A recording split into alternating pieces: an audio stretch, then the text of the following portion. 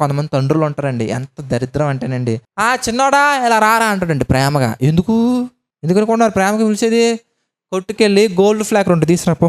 ఆడికి వెళ్ళి వెళ్ళి వాడికి ఏమనిపిస్తుంది కొంతకాలం తర్వాత, మరి నాకేంటి అంటాడు. సరే 2 చకోడీలు కొనుక్కో, ₹2 తీసుకున్నా అంటాడు. ఫస్ట్ రోజు బాగానే ఉంటాడు, 2 రోజు బాగానే ఉంటాడు, 3 రోజు బాగానే ఉంటాడు. ఆడి సినిమాలు చూడకుండా ఉంటాడా? సినిమాలు ఓపెన్ చేసిన తర్వాత సినిమాలో గుప్పు గుప్పు గుప్పు గప్పు ఆడు పొగ సిగరెట్ లోపల పెట్టి అలా బయటకు వదులుతూ ఉంటే ఎలా ఉంటుంది? పొగ స్టైల్గా వస్తూ ఉంటుంది. అప్పుడు వాడేం చేస్తాడు?